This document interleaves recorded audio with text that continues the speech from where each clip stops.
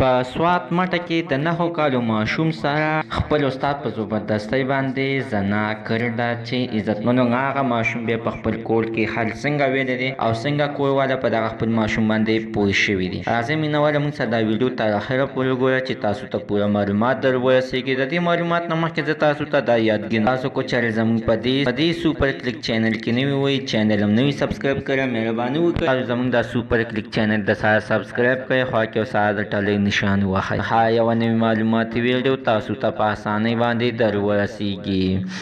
عزتمنو د سوات په تاثیري مټه کې دا واقعه مخې ته راغلې ده چې قائد اعظم پبلک سکول کې پرنسپل د خپل شاګرد سره د عبدالله زوی سره چې 9 کاله عمر و. عزتمنو دا د چوټۍ په ورځ باندې خپل استاد راوغوښتلو سکول ته او دغه ماشوم ورته وویل چې سکول کې خو څوک نشته خاموشي ده. نو استاد ورته غټ ګیټ بند کړی او په کوټه ګیټ باندې عزتمنو دغه ماشوم یې دننه کړلو او پاس دویم چھت ته یې وخېجولو. موبایل یې ورله لاس کې ورکړلو او ورته چې په دې کې ګیم هم کوه. مخې ته یې ورته د پیپسي بوتل هم ورته کېښودو او چپسونه هم ورته کېښودی. ورته ویل چې ته دا خوره. عزتمن ماشوم چې پیپسي بوتل او چپس چې ختم کړي دي نو بیا یې ورسره یعنې غلط کار اراده کړې ده په زبردستۍ ورسره غلط کار کړ چې ماشوم د خولې وینا ده چې ما ډېرې چغې ولې یعنې څوک مې خبر نه کړ ځکه چې دغه ځای کې ډېره خاموشتیا وه او څوک نو استاد هله بیا د ډېرې یارې نه په جب کې 300 روپۍ واچولې چې زه کور ته لاړم. کور کې باندې خپل مور او پلار باندې ځکه پوه شول چې یعنې زه ناوخته سکول ته تلم او وختي سکول ته راغلم او کور ته چې لاړم مور ورته ویل چې زویه دا ته څنګه وختي راغلې. نو ماشوم مور ته ویل چې مور نن خو د سکول چوټي وه خو ماشوم چپ او سترګو نه یې اوښکې راروانې وې ځکه چې په زبردستۍ ورسره خپل استاد غلط کار کړی چې کله چې مور او پلار ورله جب وکتو نو 300 روپۍ په جب کې پرتې وې چې دی نه بیا مور او پلار ته ټول خالي ویلې ورته ویل چې په دغه طریقه ما سره خپل استاد غلط کار کړی دی. عزتمنو دغه استاد تعلقات د کې سره دی د پنجاب په علاقې سره دی او دغه اوس عزتمنو پولیسو سره دی چې دله د اخر کومه سزا ورکړل شي. مینوال زموږ د دې ویډیو مقصد همدا دی چې خپل ماشومانو پسې شاته ګرځئ چې چاته ځي